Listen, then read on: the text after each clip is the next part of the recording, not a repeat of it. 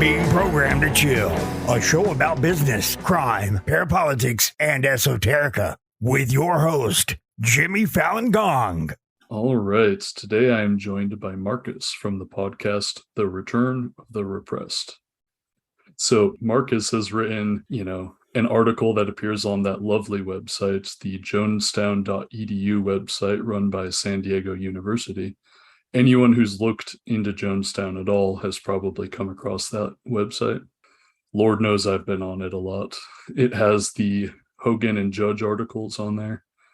So Marcus, he's an interesting guy. He has wandered for years as a mendicant monk throughout Asia, and now he has a podcast. Like I said, The Return of the Repressed. How are you doing today, Marcus? I'm doing pretty good, man. Thank you for having me. It's a real pleasure being here. I've been listening to you for, what is it now? 2 years, I think. And, 1.5 at least. No, probably 2 years. So it's strange having I know your voice very well. And now there's, it's responsive as well. It's interactive. It's always trippy. Yeah, you're live. That's great. Yeah, no, it's funny because I think it was, when I listen to podcasts, I do 1.5 or sometimes 2-point speed. So when I first talked to Subliminal Jihad or the Trillbillies, I was like, why are they talking so slow? Yeah, I would imagine that's true. Yeah, sometimes that happens to me when I do I do reverb on some sounds or some music, and then you come across the song again in its normal format, and then it's so quick to get to readjust yourself, and you're like, what? This is not the way it's meant to sound. But yeah. Before we get into the meat of what we're going to talk about today, I gotta ask Marcus. So what is the repressed that is returning? Oh, fuck me. Yeah. I know you like the I think you mentioned it on your show before. I was trying to come up with a final summary of everything that we are going to talk about. And what does it mean, for America, or what does it mean for the Western world, some big question. And I think that's the wrong way.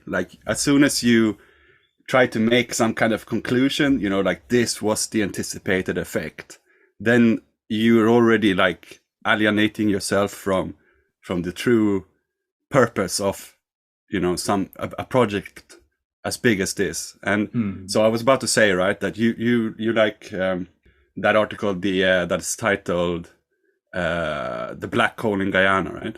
It's oh yeah, I would consider myself a fan for sure. Right. Yeah. And I think that was one of the first conspiracy orientated ones, or let's say extra alternative readings of what happened in Guyana. And I think the title is so good because a black hole, it's socially speaking, a black hole is something that is less than nothing, right? It's got a tremendous amount of gravity to just suck in any explanation that you might have.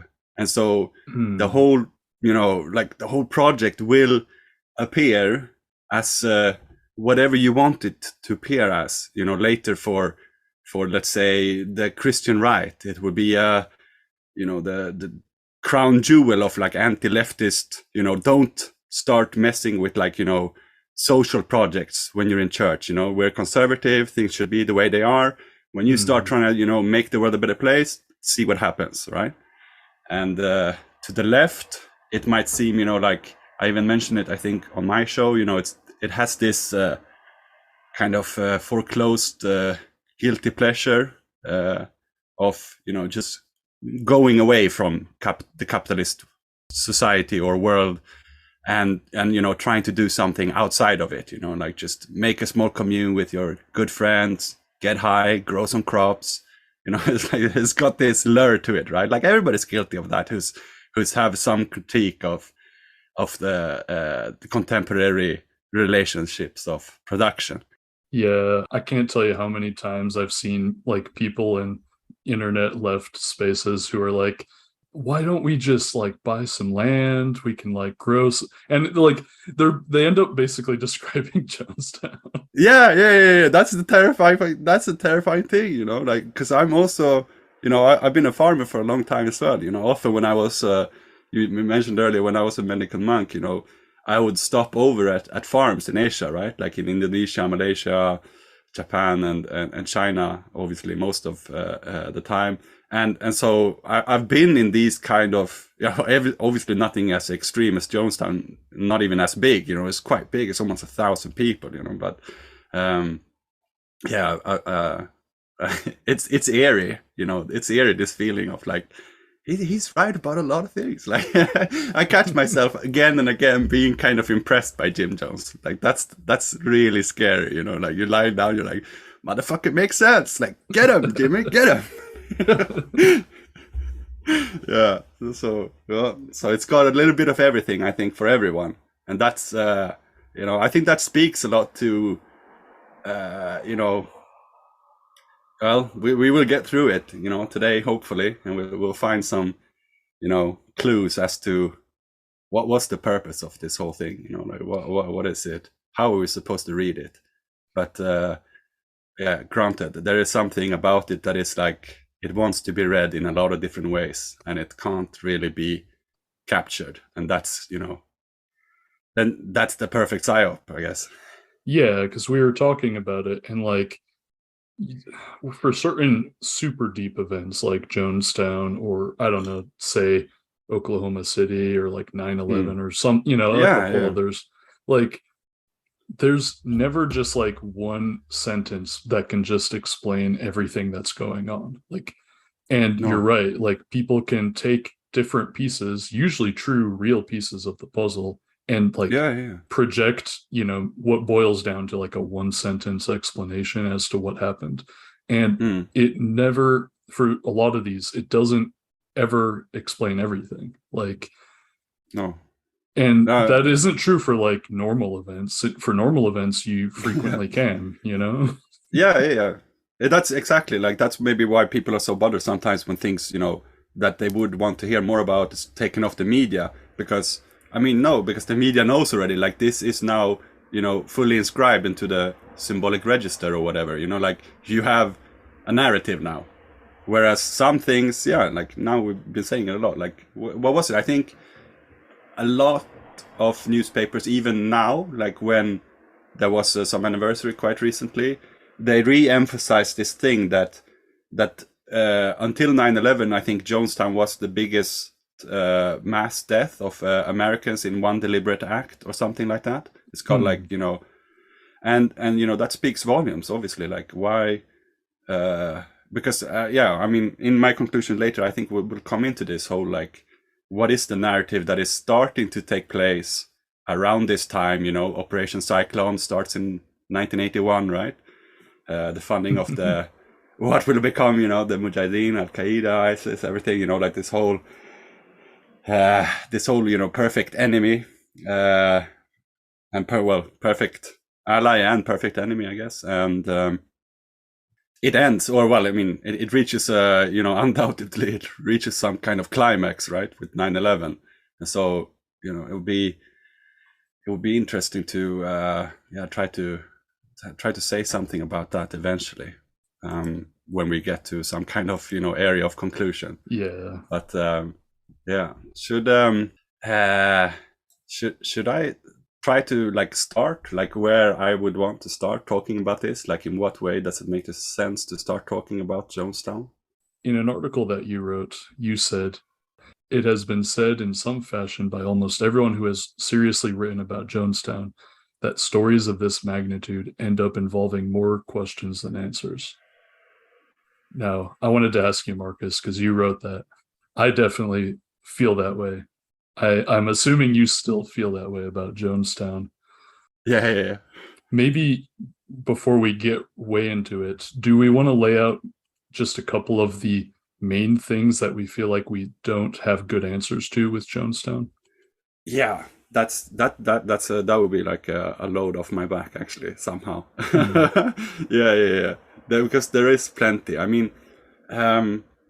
I know you recently you took interest in my I don't know deviations into the whole thread of the Red Brigade or the Red Brigade Guards security. Like they have a lot of names, but I'll stick with like Red Brigade Guards, which was like the armed wing of the community.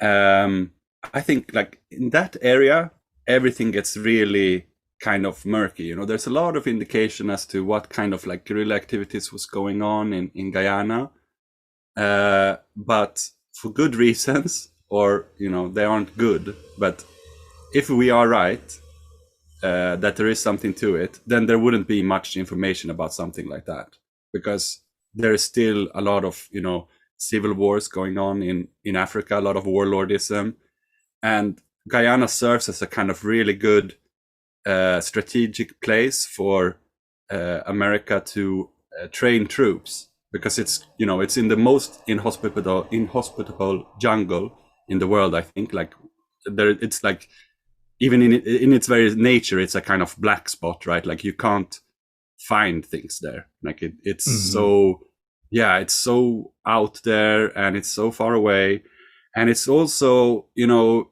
they speak English, right? Which is also why I think a great reason why Jones went there, because in most parts of South America and Central America, they speak Spanish, right? And then they also speak, well, they don't speak, but you know, it's a close proximity to Brazil. So you could also train Portuguese speaking people. And so then you have, you know, you open up, you know, Angola, you know, Zimbabwe, Rhodesia, you know, everywhere where they speak English or they speak Portuguese, you could train troops in Guyana. And even if it, you know, I mean, I'm not just speculating here, because even Forbes Burnham, the president of Guyana at the time, well, I'll get into more details about that later. But you know, that was like a big part of his project. He wanted to make Guyana into a training ground for guerrillas in Africa. That was kind of his returning to African roots project, that he wanted, you know, to let Africa know that if you know, want to fight the man, the white man, then you can come here and you can train. And let me ask you, Marcus, because I'm realizing I don't know actually. With Burnham, was he in the non-aligned movement, or was he actually like associated with the Soviets? Right, so he's a little bit back and forth, I think. Like even at sometimes there is rumors that he's siding more with the third. How do we say? You know, what would be the third world according to Maoist doctrine?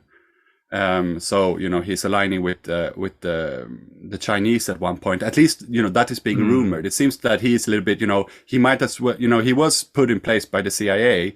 So he said himself, you know, like bragging that I'm the only person who's been put in place by CIA who is also a communist and who has managed to fool the CIA, which is like, yeah, maybe maybe, but maybe not the only, but we'll see about that.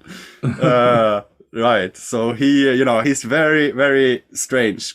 It's really like, you know, that's, I think also speaks a lot about, you know, all the contradiction of Jonestown, that already Guyana and Forbes Burnham is, you know, very schizophrenic conditions to begin with, you know, which is maybe why they also chose to go over there.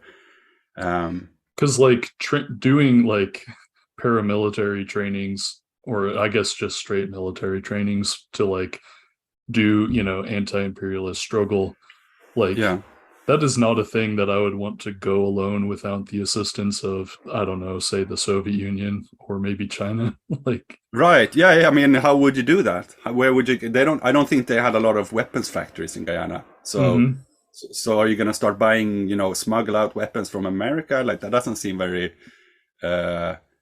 doable. I would say, sustainable, doable. Yeah, they did have a lot of connection with Cuba at one point. Then they broke down later as well, and so yeah, the non-alignment thing is it's I couldn't really, you know, he's so back and forth. He was also really fundamental in creating the I have the name later down in the notes when we get there, but this what was it, Caribbean Con? Like there was some kind of semi-leftist project to do some kind of pan-Caribbean organization beyond just having each country being aligned with Cuba. Though I think also Cuba was a member, right? Like I have that later, so I can't really remember the because exact. of course there was the OAS that was it almost every Latin American country except Cuba was a part of. Yeah, right. Yeah. So interesting. Yeah, and I mean, there's also a lot of these international labor associations, which are all like CIA fronts. I didn't add that much about that, but yeah, they seem to. I think there was one of them I mentioned in my show. There were so many abbreviations, because there's so many. It's so compartmentalized. The whole, intelligence project of infiltrating unions and stuff that they have.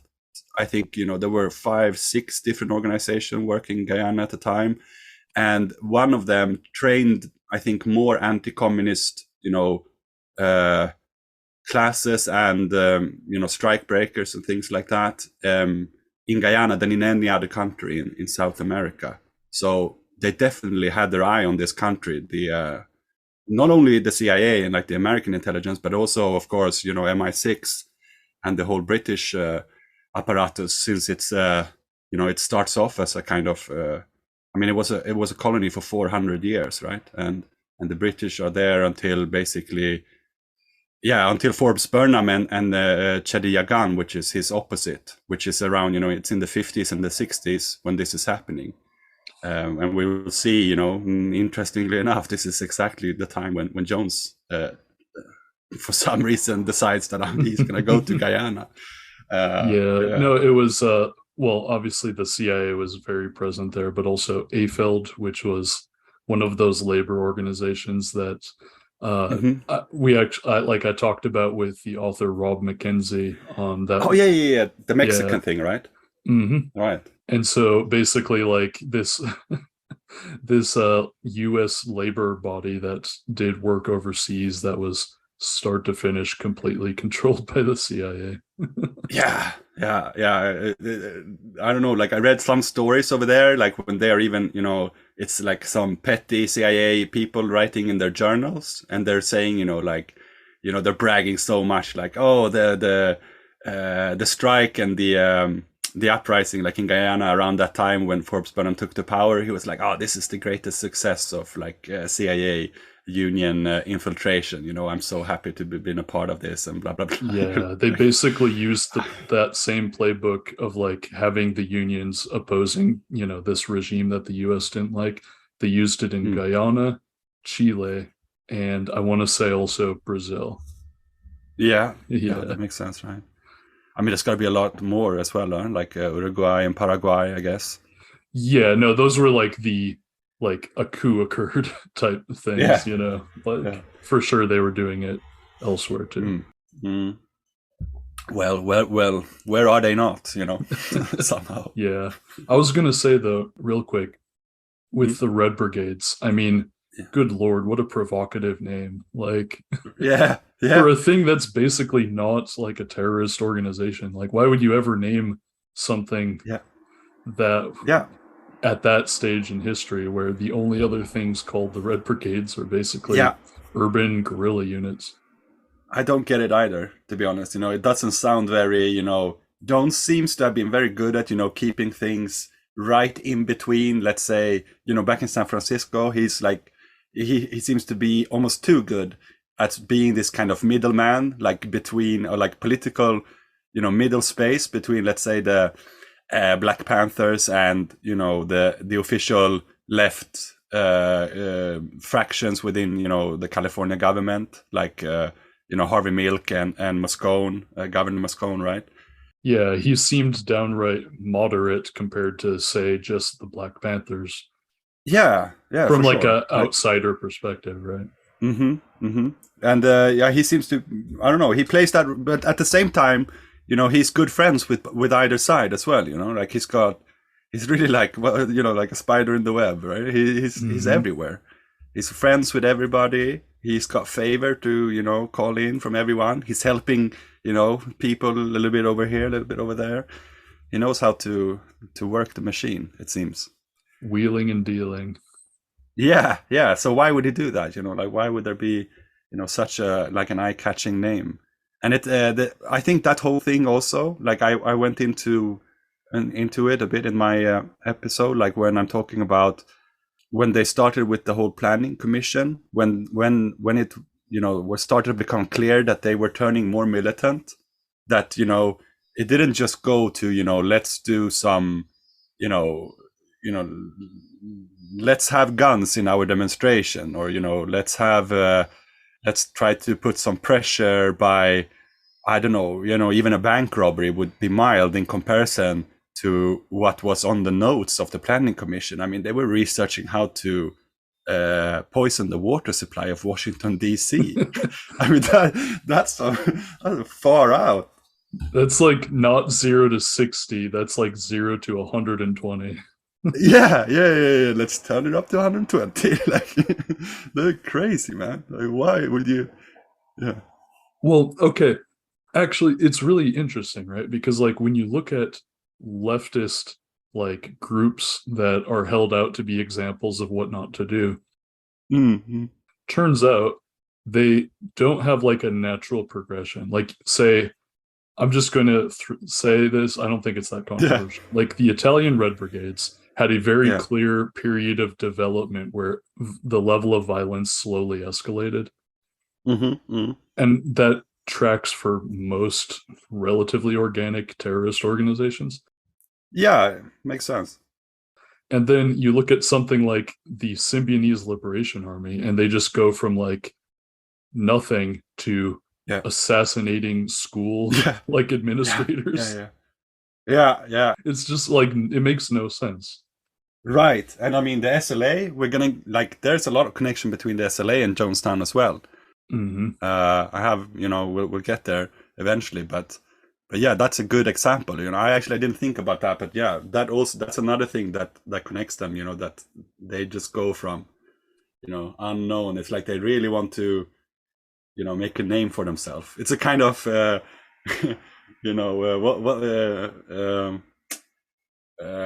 what's his name? The guy, 50 Seconds to March. Is that the name of the band?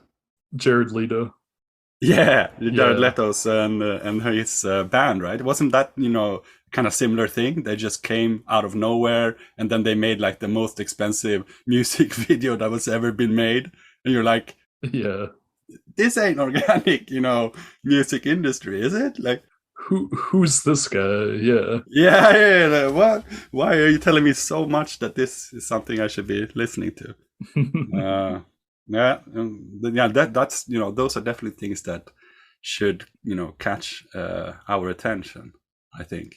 All right, where should we go from here, Marcus? What do you think makes sense? Yeah, so I had this, we've been already speculating quite a lot, right? And so maybe people, I mean, friends of your show is no strangers to speculation, I think, and maybe they feel we haven't even speculated enough. Like, this is kind of we say filmjölk in Swedish, like regular milk, like there's not not very strong stuff.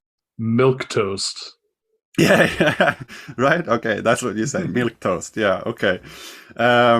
So yeah, I would like to make a point about. So we talked already about like the Black Horn Guyana, and then you also mentioned Joe Holsinger, which has done a lot of good work, and I will cite him at numerous occasions, and but actually, like the whole suspicion, let's say, that there was something else going on in Jonestown, it started a lot earlier. Like it started even right after the event with I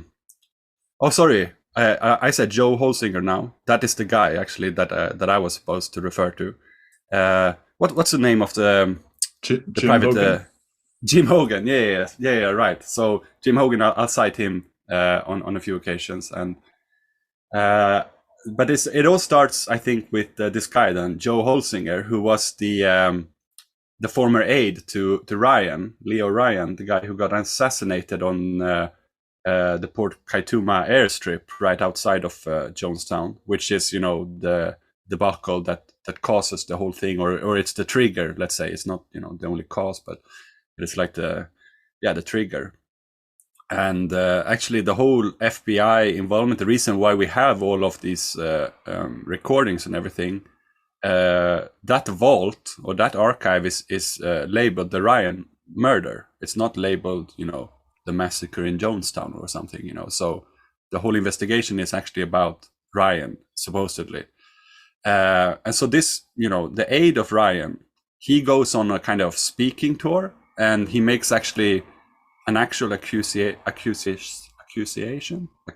He brings the whole thing to like a legal dimension of the judicial apparatus of America, accusing, like the CIA, basically, like that, you guys did this.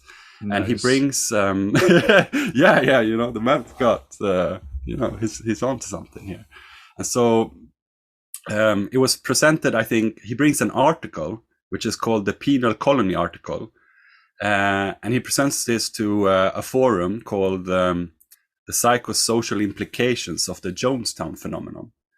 And according to him, this article, it was written in January 1979 by a Berkeley psychologist who, quote, who has asked that his name be withheld. However, it's quite, people have pointed out that it's, with certainty, this is Richard Ofshe. I don't know if I say his last name is kind of strange, Ofshe, Ofshe. He was professor of social psychology at UC Berkeley, and his wife, I think, or his son, there's a woman that he works closely with. Both of them are very into the whole like anti-cult deprogramming that starts to happen after Jonestown. And especially, we'll get to that hospital later, but there's a hospital called Langley Porter in San Francisco. And I think he also worked there, or like he was a consultant or something. So this article, I was thinking I'll read some, I've picked out some paragraphs from it, quite a few. So I'll read everything that I put down, and then you can cut out if it gets too much or something. Okay. Yeah. So the CIA was able to recruit the assistance of pharmaceutical companies, state hospitals, and police departments in implementing drug experiments. Experimentation throughout the 50s, however, had some inherent flaws. Due to the extreme secrecy of the projects, documents indicate that secrecy was extremely high priority, and that no means, including murder, were spared to prevent revelation of the program. Experimentation under controlled scientific condition was impossible. All areas of experimentation call for more controlled conditions, while not disturbing the populace morale and legal conscience. MKUltra shifted gears. Enter Dr. Edgar Sheehan, psychologist, specialist on brainwashing. At a meeting of top prison officials in 1961, Dr. Sheehan called for a veritable campaign of brainwashing, behavior modification, and personality alteration of the US prisoner population. Criminals, he argues, did not have a right to their personalities and should be subject to mind control technology in the interest of society and prevention of the American way of life. The prison officials, not exactly renowned for their love of academics and psychologists, received Dr. Sheehan's plea with great enthusiasm, which became clear 25 years later. Dr. Sheehan had got by with a little help from his friends. He was working for the CIA. By the late 60s, behavior control and drug experimentation projects has been extensively implemented in federal and state prisons. The prisons experimented with an assortment of mind-altering and torture drugs, psychosurgery, electrode implementation in the brain, electroshock, aversive conditioning, sensory and sleep deprivation, severe isolation, and so on. And I'll just say, he doesn't say that, but I try to pinpoint, and each of every one of those things fits in Jonestown. And I'll, as we go through it, we'll find. Simultaneously, prisons and police stations around the world where the CIA had the strongest influence, Brazil, Uruguay, Greece, Northern Ireland, built ultra-modern units for experimentation with mind-altering techniques. A particular advantage to the use of prisons was the mind-controlled methods could be developed on carefully controlled groups, raising the science of group dynamics to new heights. The science, incidentally, originated with the Air Force. Carl Rogers, a leading psychologist, learned last year that all his research on group process in the 50s was funded by the CIA. Quote, token economy, end of quote, systems where organized and highly coercive forms of group therapy became common.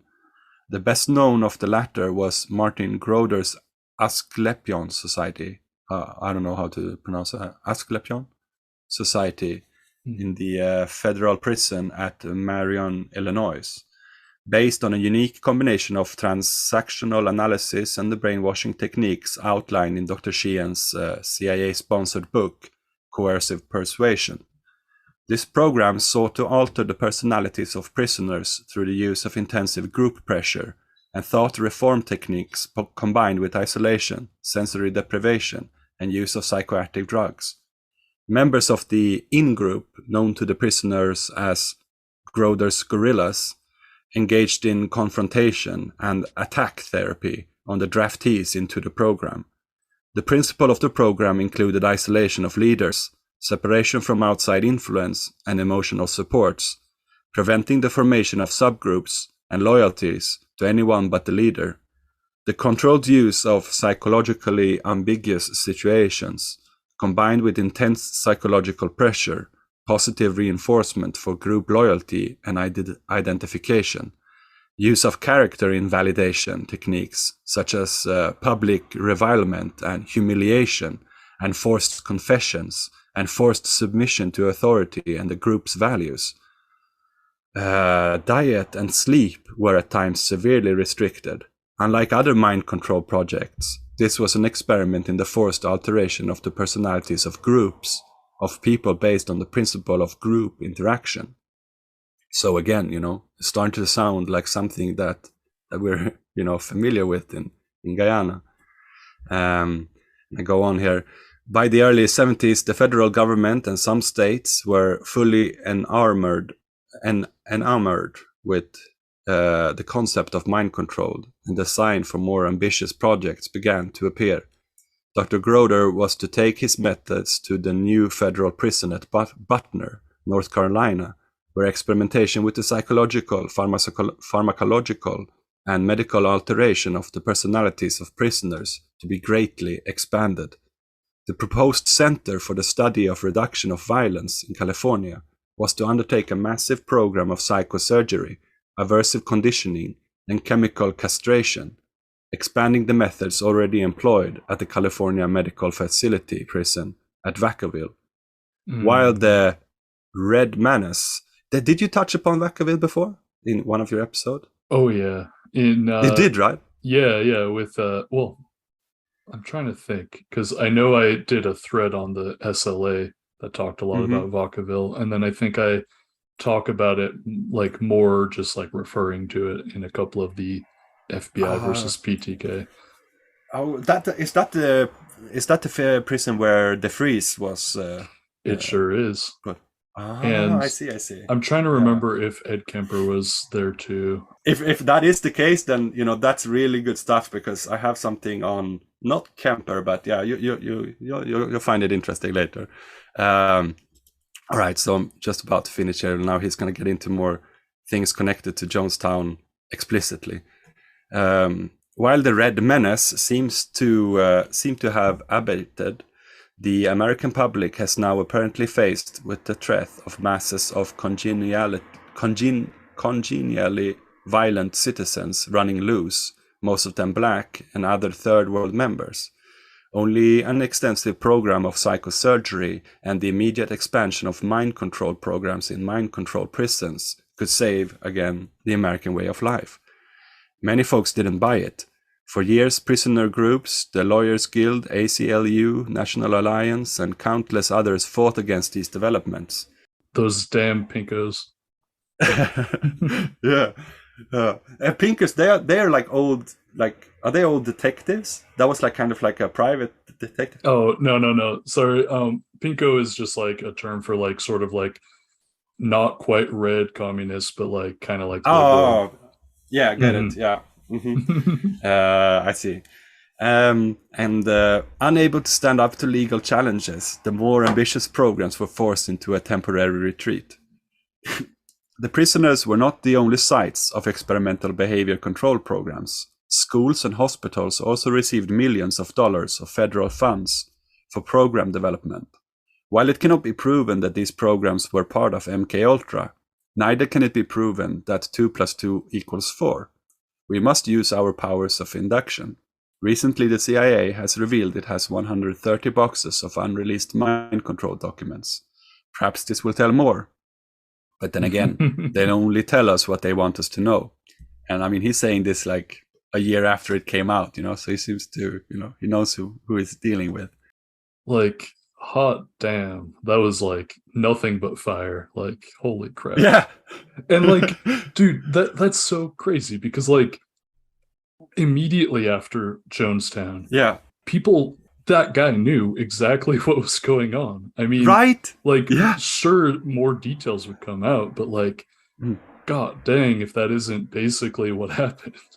Yeah, I mean, he's got his ear down to the ground. He's hearing, what's going on, like what they are doing here, and he will. I just read one. Oh, whoa! There was quite a few more passages here, but yeah, as I said, you cut some away if there's too much. No, I'm not cutting anything. But I was gonna say, Ed Kemper definitely at Vacaville. Also, briefly, I think Charles Manson, Bobby Bolizol of the Manson family, also Timothy Leary, also obviously Donald DeFreeze, and a number of others. Yeah. Okay. Yeah, I think I have one of the others pinned down. If this is indeed did the Kemper, did he move around a lot? Like, did they did that with some of these guys, right? That, they didn't keep him there. I think he basically was like at more or less like one or two facilities, and then he did his like relatively short killing spree, and then he was just like in prison the rest. So I don't think he got moved around. Charles Manson definitely did, though. Yeah. All right. Yeah, I'm saving this one for later. You're gonna like the Kemper connection. All right, where was I? We're talking about this pink organization, the Lawyers Guild and stuff. Here. Okay, so one of the curious programs that appeared in the early 70s was one called The Seed in Fort Lauderdale, Florida. The Seed was a rehabilitation program for youths with a variety of problems, referred by the court, schools, or parents. The techniques and principles of The Seed were remarkably similar to those employed by the Asklepion Society in Marion Prison. I still don't know if I say this right. Asklepion. Is this a Greek word or? Probably some Greek thing. I don't recognize it either. Including attack, therapy, humiliations, intense group pressure, forced confessions, sleep deprivation, and so on. An extensive spying and informing system was developed. An absolute loyalty to the group was demanded above family ties. I mean, that's just far out. Like, what kind of fucking youth rehabilitation program employs these kind of methods? Like, just like snitching alone, that's like so unhealthy. Right? Like, that doesn't make you a better person. It's not good for you. It's just like evil Maoism, right? Yeah. It's exactly. It's like struggle sessions, but with on crack. Yeah, It's struggle not good. sessions, but with a cult. Good lord. Yeah. Problems began to develop. Parents complained that their children had been brainwashed. Teachers noticed that seedlings, as successful graduates were called, had a hypnotized, robot-like demeanor and exhibited extreme group loyalties and conforming behavior. Some complained that it reminded them of Nazi Germany. The director of the seed, the director of the seed, Mr. Art Barker, that's kind of funny that his name is Barker, had absolutely no credentials or background in treatment programs, nor did any of his staff. This did not deter the combined forces of the NIDA, the National Institute on Drug Abuse, the HEW, and LEAA from supplying the seed with millions of dollars in several years, before the parents and teachers of Fort Lauderdale could get too inquisitive about all this. Federal funding was quietly terminated. And, if you're surprised, like if the listeners are surprised that, he didn't have any training, the guy who did this, nor did any of his staff, I will explain this at length later. I found some really good stuff only yesterday, actually, where, what he's also going to talk about now in the article, but Synanon and the whole development over there. But we'll get there when we get there. Because like Synanon had a bunch of sort of predecessors, right? So that would be one of the main ones, right? Yeah. I think the seed is an outshoot of Synanon, and I think he will say. I think he says it here later in the article. According to Richard Helms, MKUltra was terminated in 1974, and the CIA lost interest in mind control. Of course, the files have all been destroyed. Wink. you know. The most massive effort ever undertaken in the social and medical sciences, spanning more than a quarter of a century, costing hundreds of millions of taxpayers' dollars, a strategy central to the CIA since its birth, and it was just dropped. Everyone went home. Now, for those who can't quite buy that scenario, what did happen around 1974? And so now he says, we can only speculate. But from what we know of CIA priorities and the evolution of MKUltra, we can make some educated guesses. The following requirements faced MKUltra strategies. Avoid further legal confrontations. Point number 1. Point number 2. Continue experimentation with psychoactive drugs, which were proliferating in ever more specific and sophisticated actions. Point number 3.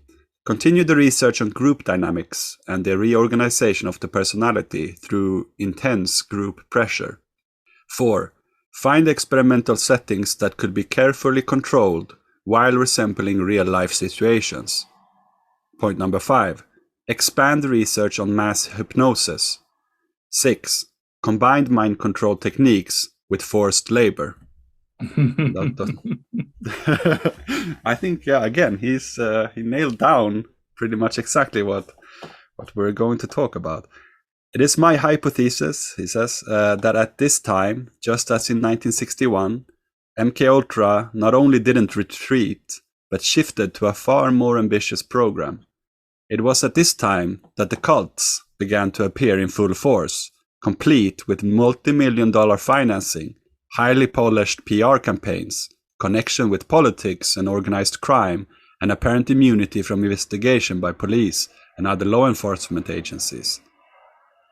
So, I mean, that's basically, what we just pointed out, right? About this kind of from 0 to 120 in a weekend. It was also at this time that Synanon, the rehabilitation program for drug addicts and alcoholics, took a curious turn, adapting the most extreme brainwashing techniques, while the doctor who brought humanitarian treatment methods to the drug rehabilitation program at Lincoln Hospital in New York was found murdered. What is the evidence of links between MKUltra and Jonestown? He asks now. First, the orchestration of cover-up by the military, police, State Department, and media which even the most superficial review of the deaths in Guyana reveals, can only be conducted at the very highest level. Similarly, the police, for several years of the press and law enforcement agencies, to close their eyes to report from People's Temple and Jonestown. This sentence doesn't make sense. I'm sorry. No, it must be like miswritten or whatever. Yeah, I think I get it though, I guess. It's not something that can happen spontaneously. Someone got to them. Can it be believed that investigations were halted by Jones's humanitarian reputation? No, this can't be believed. The apparent contradiction between the very modern and complete medical services in Jonestown and the repressive use of drugs, behavior modification, and other extreme coercive techniques, up to and including murder, may not be a contradiction at all. We see it every day in the US penal system and in the state psychiatric hospitals. The supposition that the CIA was actively involved in the formation and running of Jonestown as an experiment, modern-day penal colony, may be too frightening to entertain. But it explains a lot more about the contradictions and mysteries surrounding Jonestown than writing it off as the craziness of a would-be messiah. The drugs, for instance, did not just appear. Someone brought them there, with a purpose. It was premeditated. Who did this? How was it done?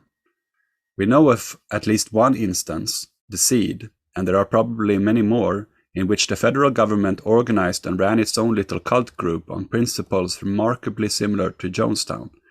We know of the involvement of the KCIA, the Korean CIA, which is a subsidiary of you-know-who, with the Moonies. We know of the massive investments in these cults by right-wing groups.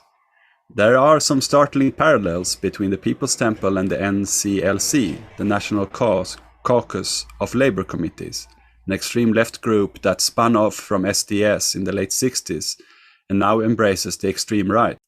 I must interject just for the listener's sake. That's the LaRouche cult. Oh, okay.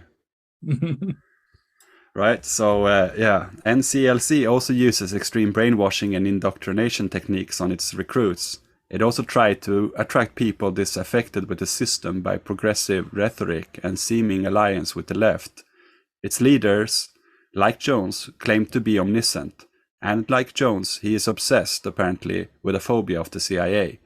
The NCLC is known to most progressive as a police-organized group. All this is not to say that the People's Temple is of the same mold as the NCLC, or the Moonies, or EST. And EST, that's one of those, like that guy, that musician, Carolina in My Mind. Like it's some kind of like personal development thing, isn't it? Yeah, it's Werner Erhard, I think, who is basically like a self-help guy. Yeah. And they use very similar things to... Yeah, like a self-help cult, basically. Which, like, sounds crazy maybe to people who don't know that much about cults, but then, like, turns out there are a shit ton of self-help groups that have turned into cults, basically. NXIVM is maybe the highest profile one. Mm-hmm. Yeah, I mean, when we get to some of those synonym connections later, it seems like, it's really like they made some kind of model there that, these people are all using, like in one way or another. Or that the entire, he goes on here, or that the entire organization of the People's Temple and the tragedy of well-meaning people being misled can be explained as a CIA plot. It is to say, however, that we must open our eyes a little wider, get that grey matter working, refuse to be lulled to sleep by media absurdities. We know about COINTELPRO. We know about MKUltra. We can watch the alarming rate at which these cults are gaining influence. The line of thinking, suggested here, requires a lot more investigation. But it is investigation that must be done. And that's where the article finishes. Hot damn. Yeah. So tell me, this was Leo Ryan's...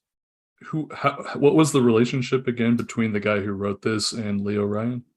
Yeah, so Leo Ryan's second in command, after Leo Ryan gets shot, he goes on a kind of speaking tour, and which eventually culminates in in an actual, judicial process against the CIA of some kind. I don't know, like, he brings formal accusations against them. And, before he does that, he goes, around to gather support. And at some forum that was, evaluating Jonestown, what was it called? The psychosocial implication of the Jonestown phenomenon.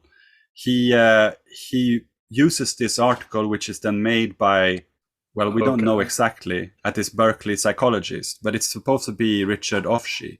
And Richard Offshee is, and he's also, I think, I think his wife or his closest associate at Berkeley also ran the kind of, we will get there later, but like, the Langley Porter, which was one of those big hospitals that, pretty much dealt with every survivor from the Jonestown event. That was being done at Langley Porter, and I think she was involved in that. And later he was also involved in that kind of, reevaluation, trying to find out what happened. Okay, so the article was written by the professor. I gotcha. Yeah.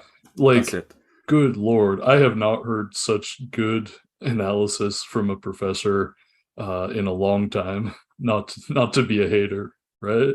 Yeah. I was surprised as well. Yeah, I can tell that he, why he would want to stay anonymous, like, because that was, he was on fire, as you said, like, no beating around the bush, just trying to, give you a quick update on, what's the situation here, what's the context that you should be, looking at this thing in.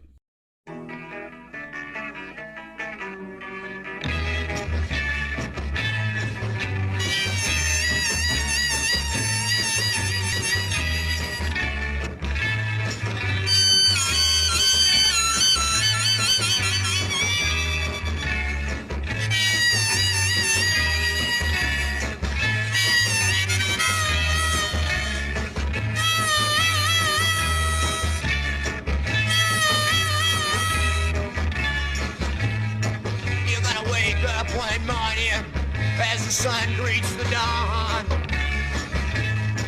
You're gonna wake up one morning as the sun greets the dawn. You're gonna look around in your mind, girl. You're gonna find that I am gone. You didn't realize. You didn't realize. You didn't realize. You didn't realize.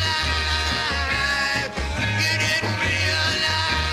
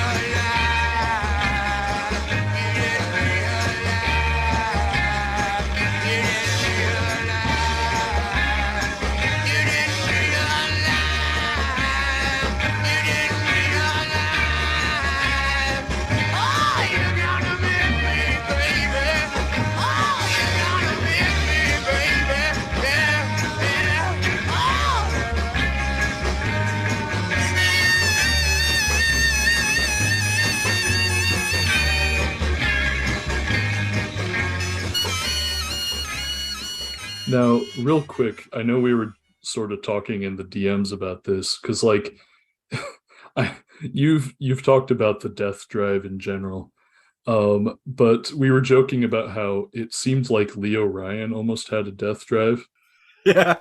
because he just kept putting himself in increasingly dangerous positions until he finally died. Yeah, right. I mean, almost every, like, especially, the whole thing that he opens up this article with is the prison experiments, right? Mhm. And Leo Ryan just, what did I say? Like he pulled Leroy Jenkins and just went in to the prison system, got a fake name, and got himself detained, basically. Like he was in prison for I don't know how long, but it was a month or something, Absolutely insane. just to study. Yeah, I mean, if you're right, what do you think is going to happen? Like, bro, you could literally get brainwashed. Like, what the hell? Yes, they could lobotomize you when they find out, that you've been lying about your identity, and then just be like, "Well, we didn't know it was Leo Ryan." I mean, how? Yeah, that's crazy, man. And he tried to investigate the Moonies as well. Mm-hmm. And then somebody told him that he shouldn't do it, and he was like really angry about it. I saw some transcript, and he was like, "Well, somebody should do something about them." And then, yeah, it's just like delegating his own little, I don't know, vampire hunter group within the Senate or something. Like, Yeah, like, I don't know. Okay, like, I know that that's probably too broad a question, and like, I honestly don't know myself, but like, do you think that Leo Ryan was like witting to all this stuff? He was clearly looking at the right direction of stuff, but then on the flip side, he was looking maybe like it almost strikes me as like naive because if any of that's true, then they're going to fucking murder you. You know? right. We were joking about how like RFK had died and it had been 10 years. Like, bro, you saw what happened. Yeah, like exactly. I was about to say, like, oh, but he's a Senate. It's not gonna help you in the end. It's not gonna help you.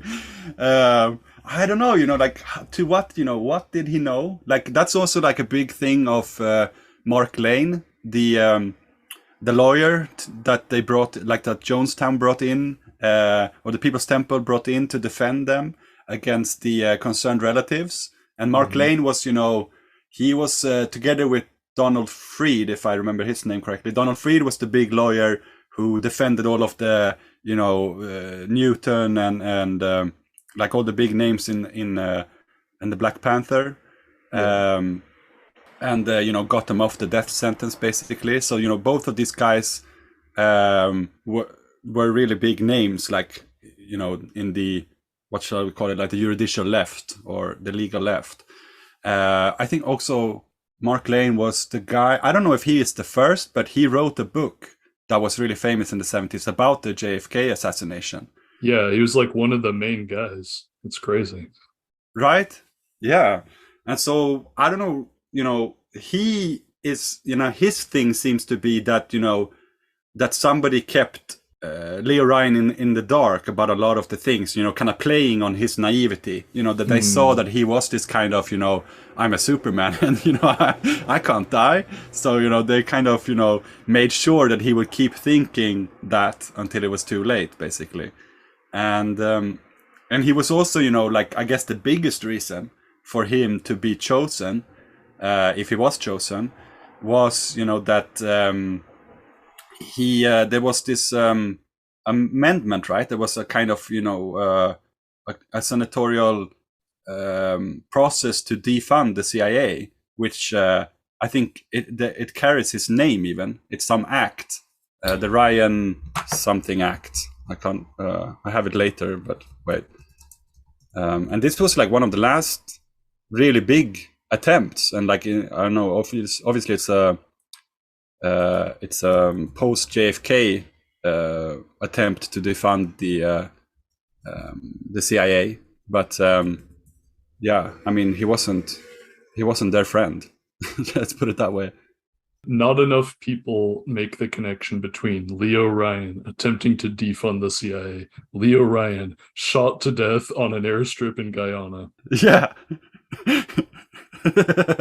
totally unrelated facts, right? Right?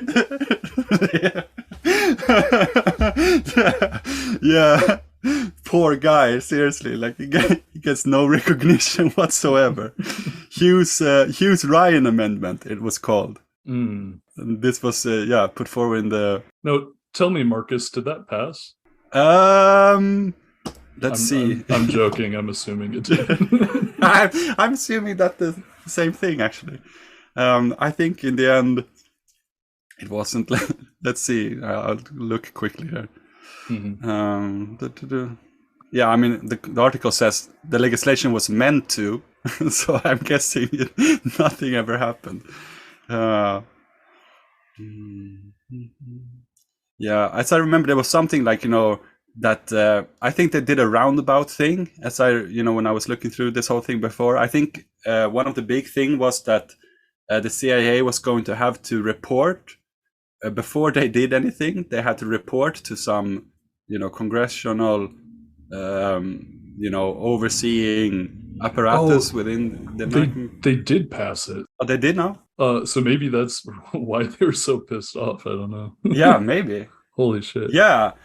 All right. Yeah, because that also explains, because I remember then that that they were that they found some way not to have to report. Obviously they got around it somehow, but by basically using contractors increasingly.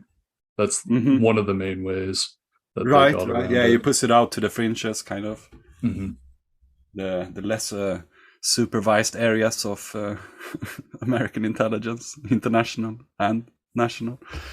Okay, yeah. Then right. So if we get back to then, now I've tried to, this basically established the footground of the investigation, right? Like it's not that wacky of a thing to assume that there was something more. It's not conspiratorial even. I think here's a professor at the university laying it out for us. So yeah, a professor, and then like Leo Ryan's second in command, sort of like aide, basically, both being like, yeah, it's like the CIA. yeah, and they weren't the only ones. Like, so I have a list here of other people that directly after it happened. So Rebecca Moore, whose sister died in Jonestown. And she's the organizer of the Jonestown Institute, that you mentioned in the beginning, where we have all the archives and everything, together with Fielding McGee. And she wrote in her book, certainly the CIA's information on Jonestown might help answer the question. Did it have foreknowledge of the suicides or of the assassination plans? Did it encourage the paranoia endemic in the community? Did it set it up? Did it set up Ryan for a hit? If it did not know about Jonestown, why didn't it? Was the number of drugs present in Jonestown sufficient to characterize the project as a mind control experiment? And did the CIA sponsor the experiment? I mean, yeah, that's what she says. Or that's what she's asking. Yeah. And then in the Workers' World, which is, I think it's the it's one labor union newspaper, right? Like a pretty far left. Yeah, I think it's Trotskyist newspaper, but let's not hold that against him. No. I mean, they at least they're, maybe they get a lot of people to sell, to buy the magazine at least. I don't know if that's the same thing in America. In Europe, Trotskyists are known for like showing up at every demo and trying to sell magazines. I don't know if that's what they do in America too. Oh, Marcus, it is exactly the same here too. Yeah. Okay. Well, at least there's some consistency despite all the splits. Mm-hmm. So that's nice to know. Then, so they ask in their headline, what kind of covert program has the US been carrying out in Guyana? ? And what possible relationship might they have had with this fantastic event? ? Right? And then the Black Panther Party answered the question a week later. We charge genocide. Headlined editorial in December 2, 1978. Hells yeah. Yeah. And then the editors listed salient coincidences in the death of People's Temple the discrepancies in the body count during the first week, the physical appearance of the bodies, and the similarity of drugs found in Jonestown with those used in the CIA MK Ultra mind control experiments. And then finally, the Chicago Defender then charged that one Temple member, Phil Blakey, had served as a mercenary and a mercenary recruiter for the Union for the Total Independence of Angola, UNITA, the CIA-sponsored force in Angola. Blakey allegedly worked in the African country in 1975 and remained in touch with people in the mercenary world. And we'll get back to that later because one of the places that Forbes Burnham was explicitly calling out to was Angola, that they should have UNITA training in Guyana. So interesting. I mean, actually, that list, I have such a long list. Like, it just keeps popping up things, about guerrillas and paramilitary death squads, phantom death squads. Like, there's loads of weird, weaponized groups in Guyana around this time, which raises a lot of questions. Didn't transmissions from Jonestown, that's, just where I remember it from, they talked about there was a different cult not that far away from Jonestown. Yeah, the House of Israel,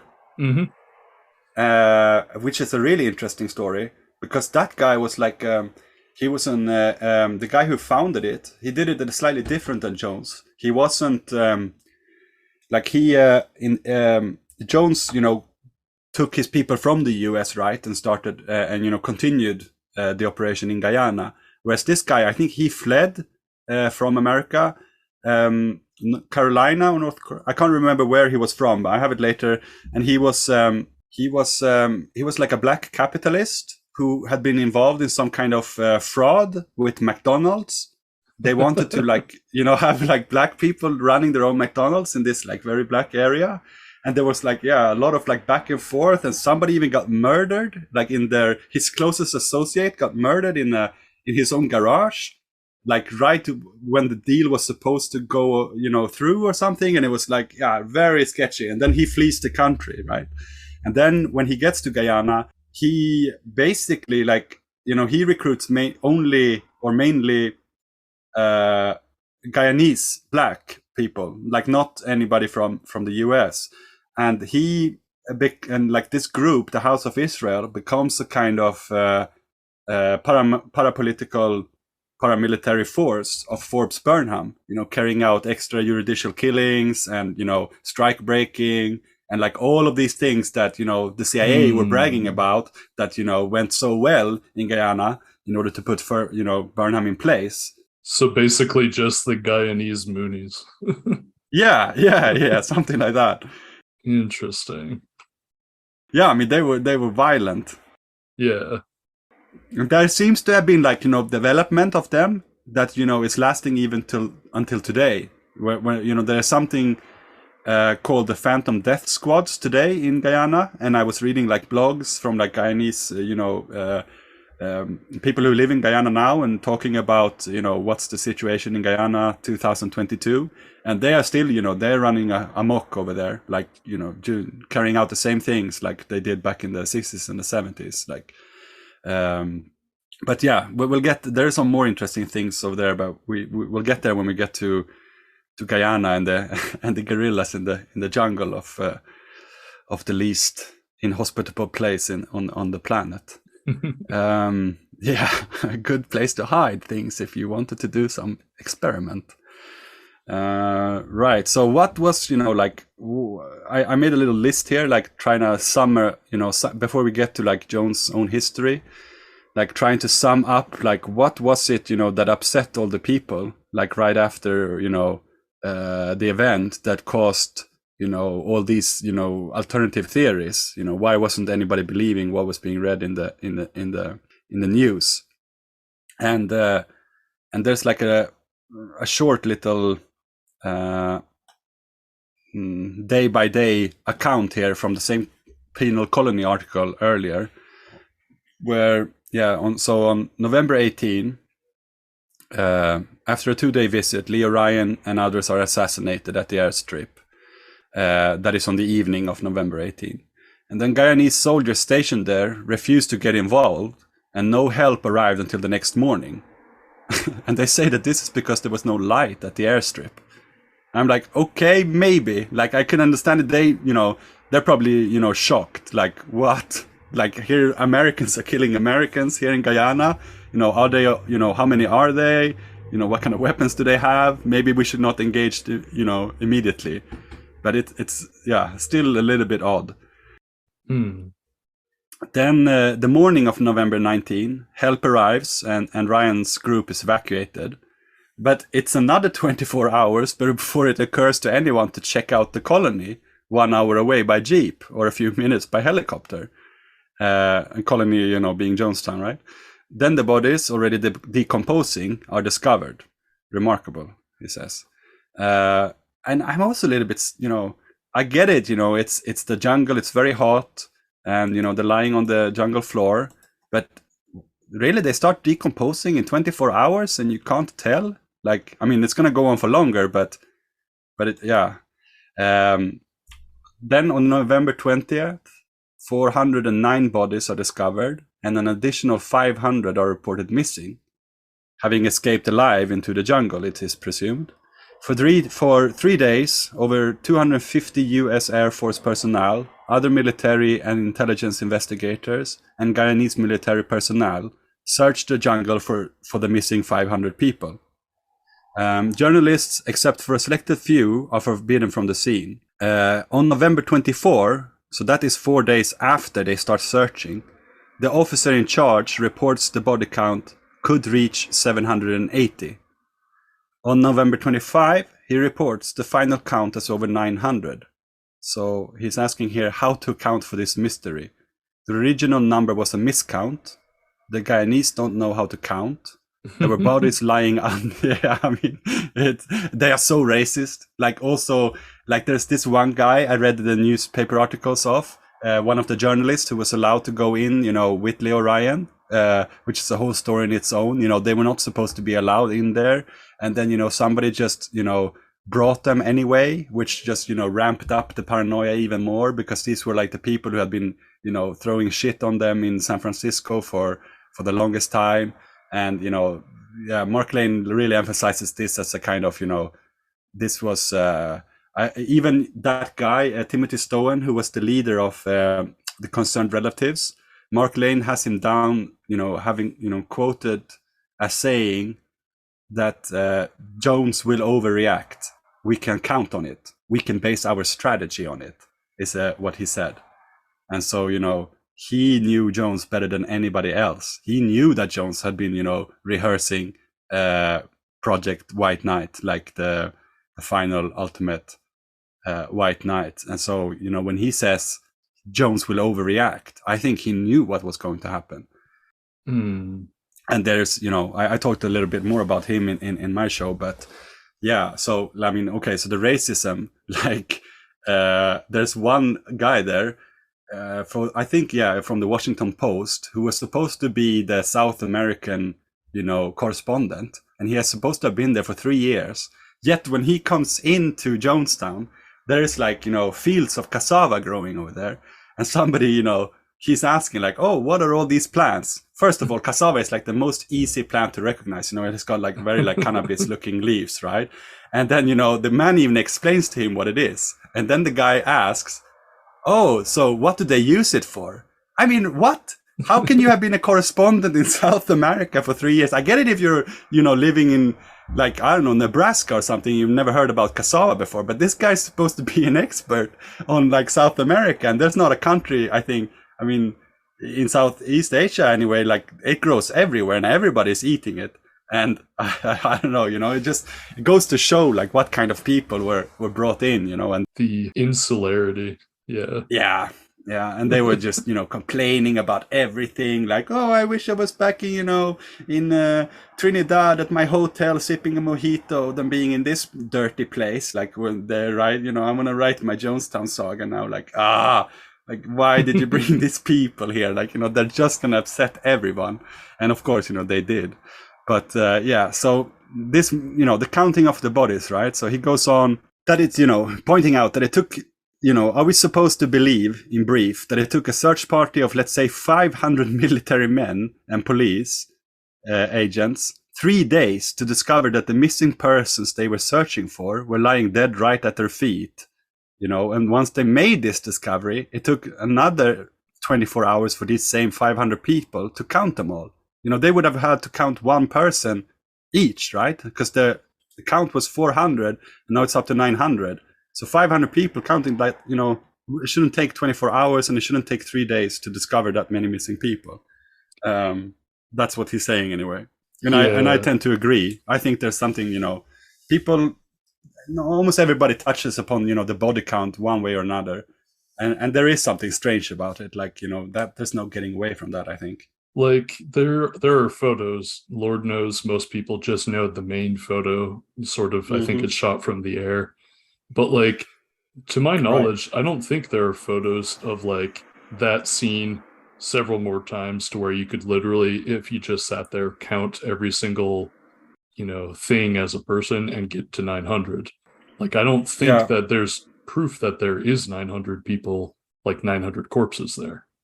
Right. Yeah, that's a really good point. Some have also pointed out that even if there is 900, there are, social remarks in, conversation with outsiders and with, letters back home, where sometimes the number 1,200,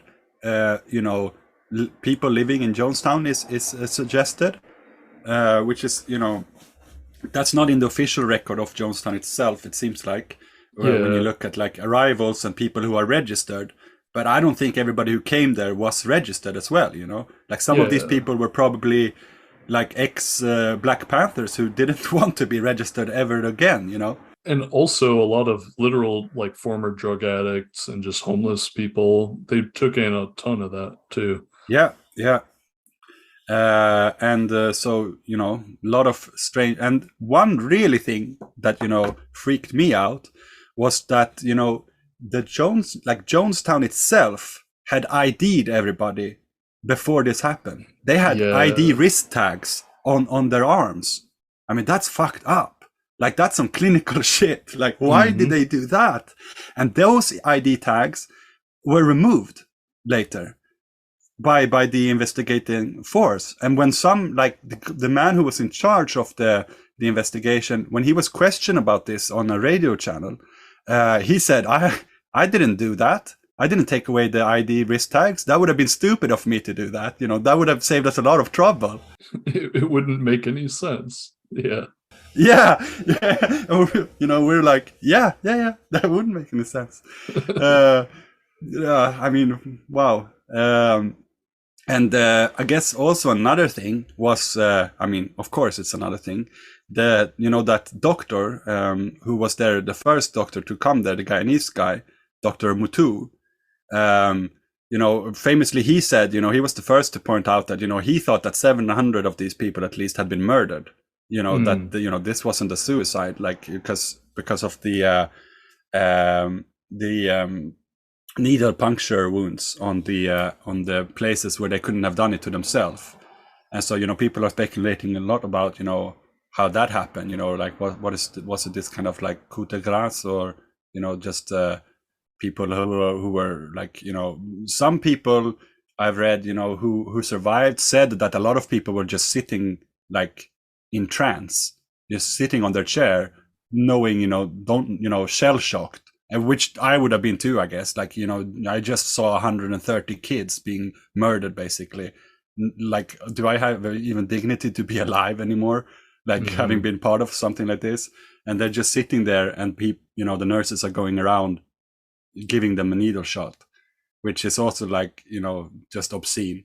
That's a whole, that's a different picture than, a cult member following their leader, I think. But right, so, but even, I guess, for the crime scene investigation, aspect of this, we aren't like, we can't even speculate, or they couldn't even speculate, because all the findings by Dr. Mutu, which he brought to the US Embassy, that was never forwarded to the doctors in America who were later doing the autopsies. So, I mean, I think somebody was again asked about this at the embassy, and they just said, oh, we don't know what happened to that information. And I think about 3 months later or something, Dr. Mutu flew to America and was allowed to speak at a conference with, all these doctors that had been, a part of the team who were doing the investigation. And they were all saying, this was a complete mess. We couldn't do anything, because the bodies have already been decomposing. They were embalmed. And I think in the end, like, this is also, only 9 out of all these 900 people ever got an autopsy. And of those 9, I think it's 2 or 3 that it could be, clearly said that there was this was cyanide poisoning. The rest, we only have circumstantial evidence. And the circumstantial evidence is also so strange, because even in the vat, that, the famous vat where they had the brew, there was no cyanide found in that vat either, which, that's easily explained though by, like, that cyanide breaks down in heat and stuff. And they did find cyanide in some of the syringes, but still, there's so many, just, repeating what the doctors themselves said, there was so many fuck ups done, like in this whole autopsy program, that they'd never seen such, maltreatment of evidence before. And they are very surprised when Dr. Mutu arrives 3 months later, bringing forward his knowledge, having been the first person on site, trying to, with, a handful of assistants, I think like less than a handful, like less than 5, trying to, do an autopsy on 900 people in the jungle, without, the proper tools and everything. And, it's just like, a mess basically. And I think, like, I really like this, angle. I did talk about it in my own episode, but I'm going to talk about it anyway. I mean, everybody knows about the death tape, right? Yeah, I think the average listener probably knows something about it. Yeah. Right. But do you hear about, now you listen to my show, so you know about the mystery tape, right? Yes. Tell my listeners what the mystery tape is. Yeah. So the mystery tape is well weird. Among all of these, which, I mean, it's already weird in itself that there are so many tapes of the Jonestown, whole journey, right? Like I pointed it out in the Discord, to the good people of the Program to Chill Discord, that, you become you can become a Jonestown, member if you want to. Like, you just sit and listen to hundreds of hours of these tapes. And among these hundreds and thousands of it's kind of like I started listening to all of the Nixon tapes a while back, like several years ago. Mm-hmm. Yeah, just in the White House. And like halfway through, I was like starting to like feel a rapport towards Nixon, which is totally fucked up. And it's just like, what the heck is going on? I am that. I am the silent majority. I know. I feel it. Yeah. So I mean, it really does happen, and it does, say something about, how quickly, someone, how you can quickly find yourself in another milieu than that you are used to. No, don't think about it with podcasting. Don't make that connection. Keep listening to both our shows. Yes, obviously you want to be programmed to chill. Come on, that's what we're here for. Right. So the mystery tape, then, among the like this, caseload of tapes, there is one tape that is made after the event, which is just what? Why? And that tape, according to some, audio technician at the Jonestown Education Institute, he says that tape is not made in Jonestown itself. So you're like, is this some kind of, token? Like how serial killers like to put a little, token at the scene of the crime, right? Or like a little bone, like a collector thing. Like I don't know, even without any theory, the tape itself, due to its very nature, is an accentuation mark. And so, you got to ask yourself, like, what is it accentuating? What is it telling us? Well, it's a tape, so it is speaking, it's a talking object. And when you listen to the tape, it seems to be that there are a group of people sitting in a radio room listening to broadcastings of the event itself. And so you have 2 Guyanese news reports and you have 2 American news reports. The people listening are quiet throughout the entire tape, except at one point when somebody says, the news reporter on the news broadcast is interviewing some official, some political official, who says that there is going to be autopsies, and we're gonna perform autopsies on everybody and to find out what happened. And when he says that, somebody in the radio room who's listening says shit. And that's it. That's all the mystery tape is. That's like, it's almost like you want there to be more, obviously, like it'd be so good if there was like, you could listen into some, planning or plotting or anything. But at the same time, it's so freaky that that's all that there is on the tape. And so you're wondering, right? At one point there were supposed to be autopsies. We're left with no autopsies. What happened in between, Why no autopsies? Right. So, I mean, that does it for the introduction to the whole, what is the legacy of the theories around Jonestown, I guess. And now we have to begin our own journey and try to put some things together. Okay, where were we now? Okay, so this part is a little bit, I guess, like a recap to a degree, because you did the street revival, so you went pretty deep in on our good friend William Branham, right? Is I'm saying that name right? It's Branham? Yes. All right. So, but I'll do, pardon me if there's, if you've heard this very recently, but there is going to be some new things. So who was this William Branham? Well, let's set the stage, right? Like right after World War II, there was a kind of new revival, like among the Pentecostalists. That is, I guess, the most broadest, or you could say charismatic Christianity, I guess. Would that even be broader? Evangelists, a love child have many names, right? Yeah, I think the way it would go is sort of like Pentecostalism is a broad movement, and then like the charismatic movement is sort of a subset that mostly overlaps with some but not all of Pentecostalism. Yeah. And then an even smaller subgroup of that is the William Branhamites, then, who called themselves the Latter Rain movement. And and so Branham had this a modernized teaching of what he called the serpent seed doctrine.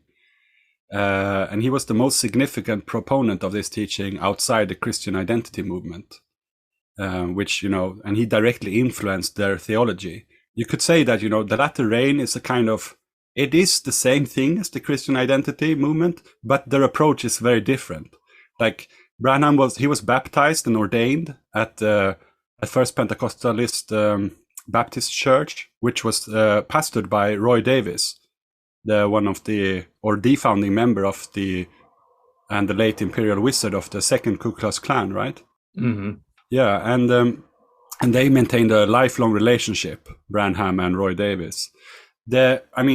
But the difference is that obviously the Ku Klux Klan is not going to have any minority members or like Black or Hispanic or Asians or anything like that.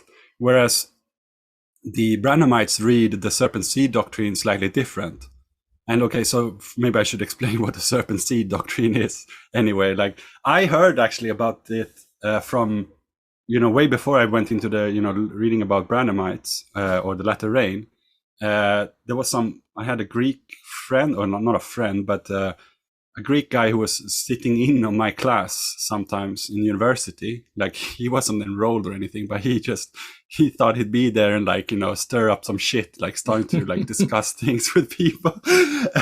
And later I find out he lived in a shed, and he was pretty successful at milking the subsidy program. So he had been getting subsidies for the last 15 years or something. And so they paid for his that shed. And they paid him I don't know what he got, let's say about $1,000 each month, something like that. So he could survive on that, and he had 2 dogs. And he told me one day, he just sat me down after class, and he was like, "So you do know that Eve was raped by the lizard men in the Garden of Eden, right?" I was like, I'm telling you, this specific type of ideology goes hand in hand with just being on welfare and hating people on welfare. Right? I mean, that is the most absolute nuts thing I've ever heard. I was like, is this guy is he serious? I've been suspecting as much for a long time, that you are the kind of guy who thinks this, but are you making a joke about yourself, or But he was very serious, and I think Branham and his people, they were very serious as well. So that due to this rape in the Garden of Eden, there were 2 lineages of human beings populating the earth, right? And one is from the serpent seed, and one is from the human Adamic seed. And it's pretty much the races you would expect. Yeah, of course. Knowing that he was buddies with the clan or whatever. Yeah. And I think but the difference, their racism is a kind of even a more cynical one than the Ku Klux Klan, because at least with the Ku Klux Klan, you have, or the KKK, you have the when Mao speaks about in his Cast Away Illusions and Prepare for Struggle speech, when he says that it's good if we are attacked by the enemy. That just means that we've drawn a distinctive, clear line between us and the enemy. It's even better if they paint us in only black colors. Then that only means that we've achieved a lot in our own progress, in our own work. And with the KKK, you would have such a relationship. It's clear the KKK is the enemy. Do not fraternize with them. Whereas with the Branhamites and the latter rain, they kind of thought that they could incorporate the children of the serpent seed and save them. They have this idea that there's going to be a rapture right before, or that Christ is going to return before the rapture, and so that they can, it's their duty somehow, to save the children of the serpent seed. Whereas, the KKK and the Christian Identity branch would be, they wouldn't associate with them whatsoever. And so this takes some pretty, strange turns, as when we study the Branhamites. So I'll try to get through that. But there was one, I had one other thing also, where is the other, it's kind of an interesting story, where does the serpent seed doctrine come from, in the American popular milieu of the Branham, and it seems to be the British Israelism theory. Oh yeah, right. And this is a fundamental part of the mythology of Anglo-Saxon Nazism. And so the founding father was somebody called C.A.L. Totten, and he was a military officer. His father was a brigadier general in the Missouri Militia during the American Civil War, and his grandson would become lieutenant general during World War II and the Korean War. So again, your old thesis of all history is family history. Mm-hmm. Here you can see how did the U.S. military become such a white supremacist machinery of violence. It seems pretty clear that not only with C.A.L. Totten obviously, but you have the spider web chart later with Amos Fries of the Chemical Warfare Division, and there were a lot of these people who were like, you know, influencing the upper echelons of the US military to be anti-Semitic and to believe in, you know, this kind of serpent seeds shit. Yeah, like we see a lot of the, like there's almost like several different like strains of anti-Semitism, right? So like the White Russians are very much like a specific thing that comes from like Russian intelligence from like the Russian Empire. And then like Right. Yeah. this like basically like British Israelite thing that like kind of weaves in and out and becomes Christian identity is like this other like variant that is like, you know, it sort of sometimes intersects, but it's like has its own history to it. Yeah. Interesting. I mean, you can't have a national, like a Christian identity movement with, you know, if your urtext or like your founding document is the Elders of Zion written by some Slavs, right? Yeah. You gotta have your own mythos. Gotta have your own thing. And like, Yeah. it's funny because British Israelite stuff I'm super well acquainted with, actually, because Mormonism, I've said to some people that Mormonism is like the friendly, nice, not super evil version of British Israelitism, Oh yeah. which is basically that like the idea is that like there were like 12 tribes of Israel and like they were sent all over the world, and you know there were like lost tribes. You know, we know where Yeah. the Jews are, but like where are all the other tribes? The idea is that some of them went to the UK, and that literally the UK, like the British, such as they are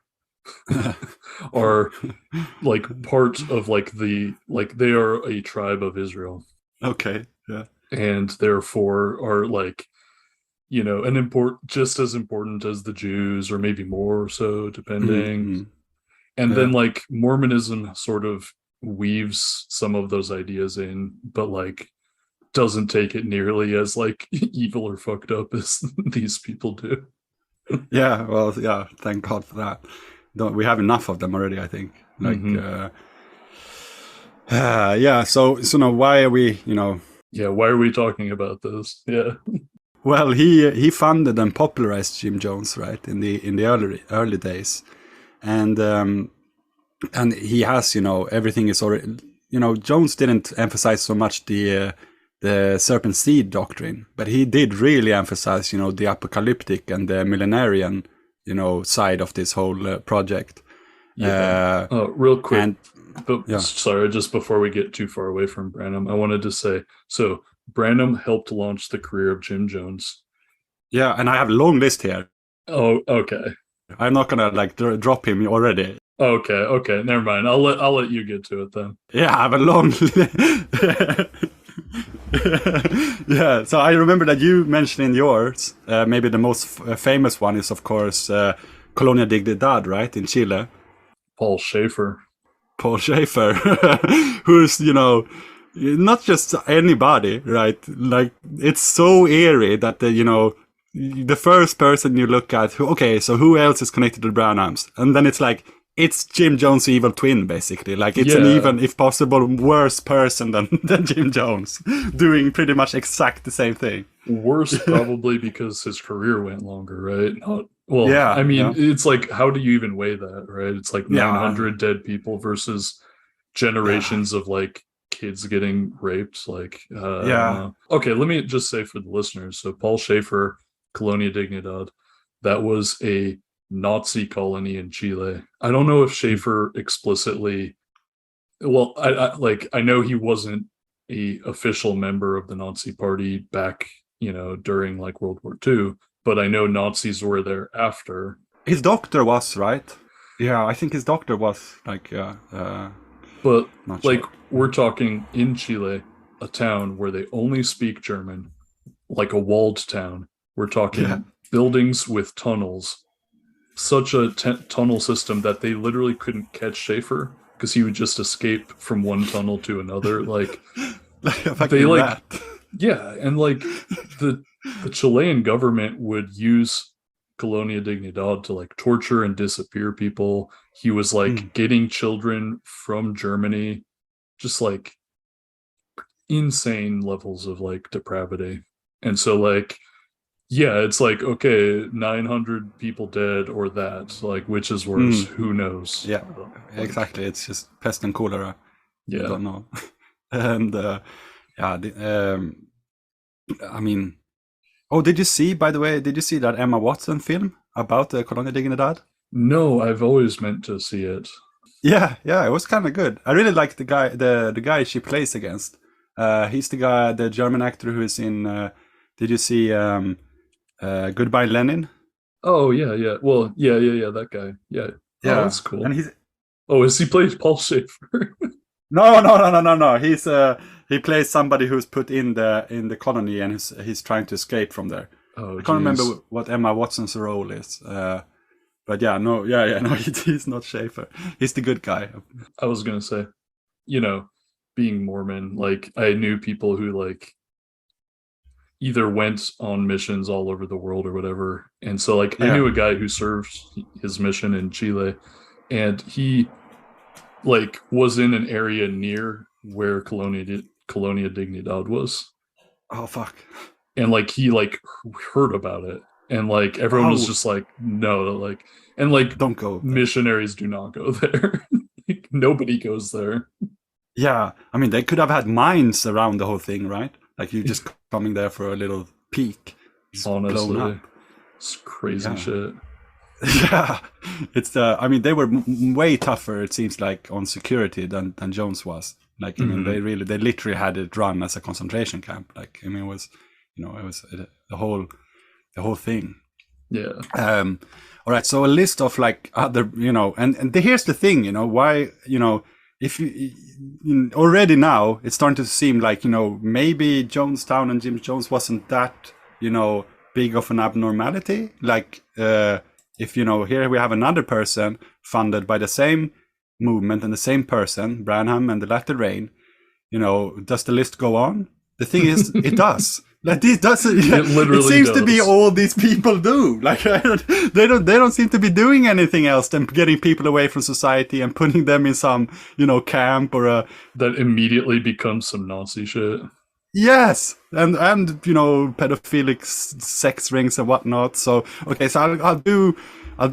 There's two big ones, like modern time ones.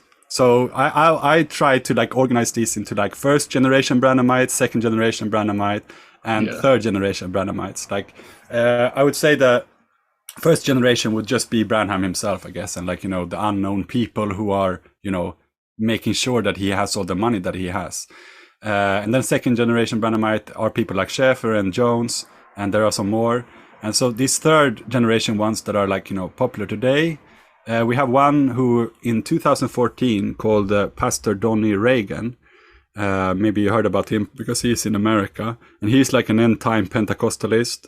He made news in the United States, right, for promoting some racial teachings, and several news outlets labeled him as the most racist pastor in America. Which is like some pretty steep competition, if we're being honest. Yeah. It's one hell of a title. Like you're going against like the Westboro Baptists and so forth, and literally like the Aryan Nations Church. Yeah, I mean, and here again, being the most racist, if he is or if he's not, the thing with what makes him different from like the Aryan Nation and the KKK is that he's really big on the spiritual colonialism in Uganda. I went onto their homepage and it's just a fucking long list of churches that they are building in Uganda. And we're going to get back to Uganda later with the guerrilla and stuff, because it seems like, they are there now, but they were there also in the 70s. And they were, there's some weird things going on in Uganda with Idi Amin and, I'll leave that for later. Let's do some more Branhams. Kako Philip. Probably a kind of French name. He's a black leader of Branham's follower in the western part of Africa, especially the Ivory Coast. And he was arrested in 2017 for hate speech and sentenced to 1 year prison after preaching in multiple African nations that blacks should be submissive toward whites. And Philip insisted that decolonization of Africa was a sin and that Africans could only prosper when in servitude to Europeans. So was that guy himself black? Yeah, and he's black. Good Lord. Yeah, I mean, talk about, what kind of, cognitive dissonance do you have to implement into someone, or interpolate for him to be, actively doing this on his own time. And so, then we said Schaeffer already, and he also. So now we're back to the second generation ones. Like, I only had two from there that seemed really interesting. He had the Zimbabwean Epstein figure named Robert Martin Gombura, who was sentenced to 50 years in prison for running a locked gate community called the Independent End Time Message Church. I mean, don't join that kind of a church. Listeners, do not join End Times anything, okay? Yeah, it's just don't. And so from his own compound, basically, he supposedly had 100 wives in an elite brothel, which included illegal pornography. And I'm not sure, like, if illegal pornography, I think actually that in Zimbabwe, pornography whatsoever is illegal. So it doesn't necessarily have to be, what is illegal in the West. But still, he has 100 wives, and then, Yeah, certainly some of them were probably underage. I mean, yeah, given how all cults are, basically. And, he got 50 years in prison as well. So, this is somebody who was helped, and, he helped him launch and popularize this Zimbabwean mission, Branham did. And then he also founded and helped Leo Mercier, who set up something called the Park, which was another pedophilic abusive commune in Arizona. And, they drew members from all over the US. And in connection with the Park, I saw a picture of somebody at the Park when they were setting it up, who was, this was a guy who Branham also funded. And he was a Sri Lankan named Polaser Lari Muthukrishna, whom he met on his first Bombay tour in the 50s. And in the years between 1960 and 1967, Laurie became the first famous Indian healing and evangelist of stature, and the role model for all others to come. So big, Pentecostal churches in India up to this time were mainly staffed with foreign speakers. And, now he was a native Indian or a Sri Lankan. And he was, nobody before had drawn such crowds as he did. So when Branham died following a car accident in 1965, Laurie wanted to become the new leader of the second generation. And so he founded an end times ashram in India. Oh, Lord. And get this, with more than 50 German-speaking people from Europe and nearly 30 from North America, who joined Manu Jyoti Ashram during the summer of 1971. And unlike the hippie dropouts, who were usually, on the way from the West to India, these were well-settled middle-class people with families, and, quite a few of them over 50 years of age. And they gave up their jobs, sold all their belongings, and booked the next flight to India. And from the founding of the ashram, and this is, I told you a little bit, like, this is some of the numerological or, esoteric stuff. But from the founding, he preached that the world was coming to an end in 1977, which is, the year when Jones did his first White Knight. Yeah. Yeah, like, why are these guys all on the same wavelength? And why is that wavelength specific about a date? Right.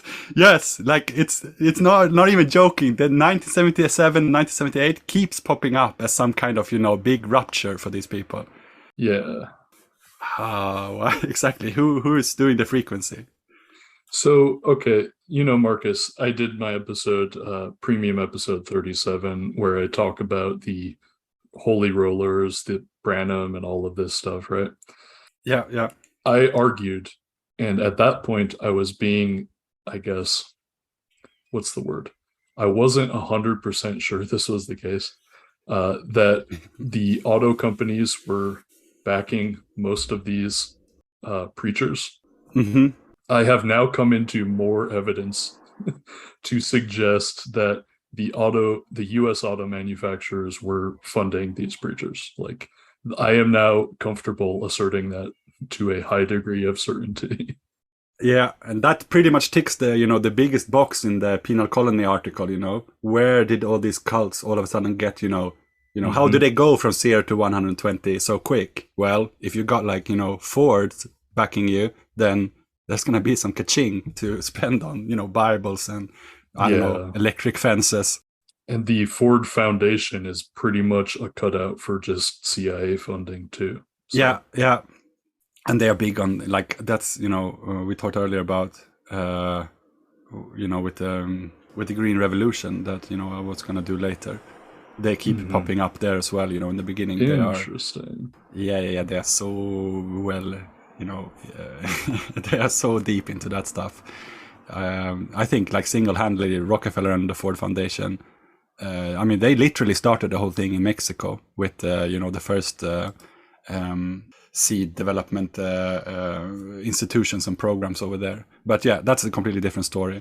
The story though with latter rain, it does, you think, it should stop there. There shouldn't be more. Oh, and real quick, just Brandon, where was he ministering and operating? Indiana. Okay. Sus, Indiana.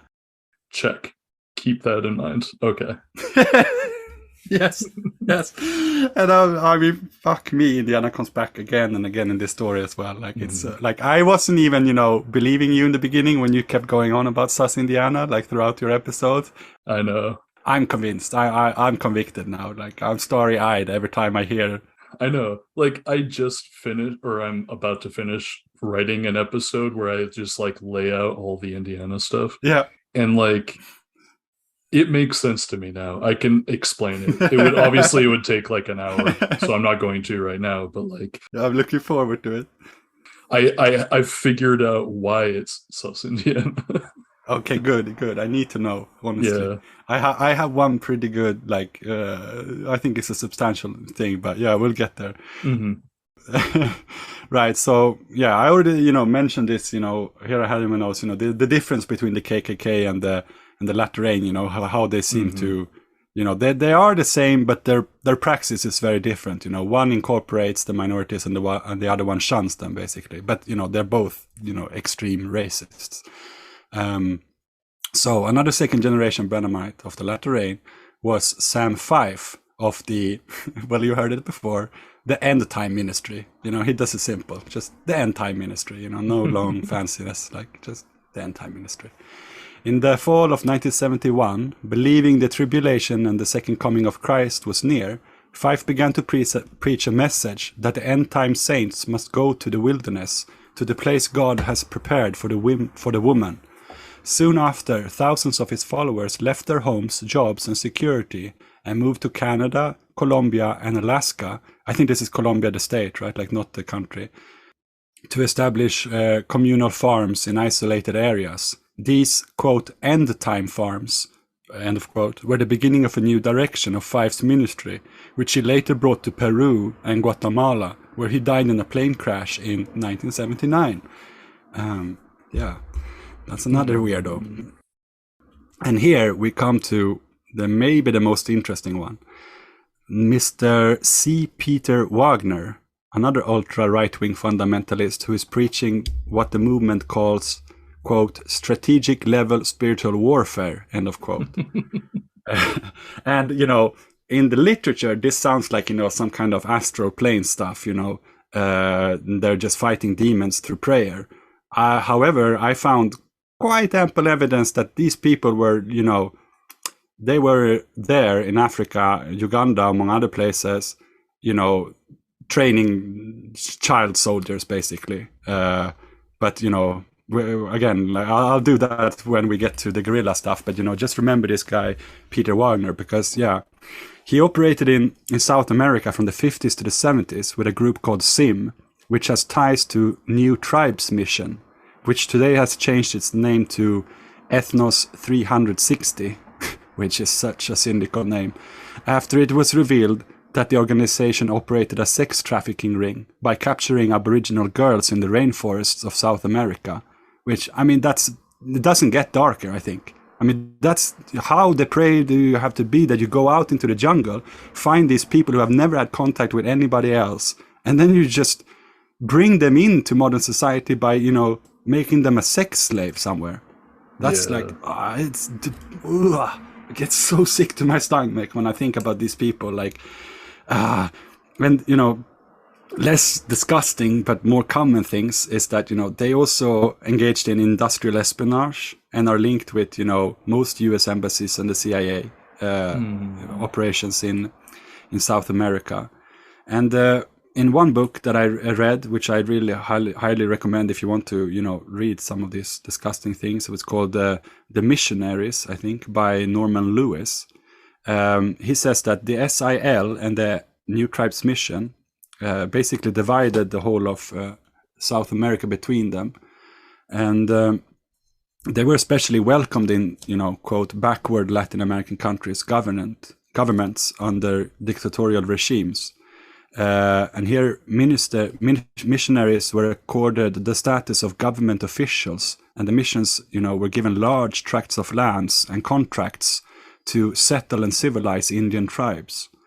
And between these two organizations, the SIL and the NTM, they got, ample funds at their disposal. They even had their own air forces, and this, to be able to get into the jungle, and a smoothly efficient organization of multinational corporations and several thousand missionaries made sure, that this was going on in the fields. And he says, I never met a Bolivian who did not regard the Summer Institute of Linguistics as the base of CIA operations in Bolivia. And so, yeah, that's the SIL. I mean, that's a good one. Alfredo Stroessner, the Nazi dictator who made Paraguay a safe haven for the likes of Mengels, gave the NTM 2,500 hectares of land to help prepare Indian land for white colonization and genocide. According to Norman Lewis here. And so, yeah, that's the New Tribes Mission, right? Which is have direct connection to this Branham guy, Peter Wagner. Apparently, they ran a kind of radio station together somewhere in Bolivia, where they were transmuting in native languages to get the message, the good news across, I guess. Yeah. What else do we have? Yeah, all of this strikes me as very much more relevant to understanding Jim Jones than, I don't know, Jim Jones LARPing as a communist. Yeah. He would be like, yeah, I'm a communist. And then he would just proceed to do nothing that communists advocate in terms of political action. Right. I mean, he's very convincing. I would even, I already said, there are times when I've been I'll join, sign me up. But at the same time, he's doing a lot of the first time he comes to Guyana, he's speaking about, how communism is the enemy of the world, and that, that they need to, throw out all the missionaries of Guyana who are preaching communism, basically. And so, he does, a lot of 360 moves on his own, this guy, throughout this story. And maybe we can come to some conclusion as to why he's doing that later.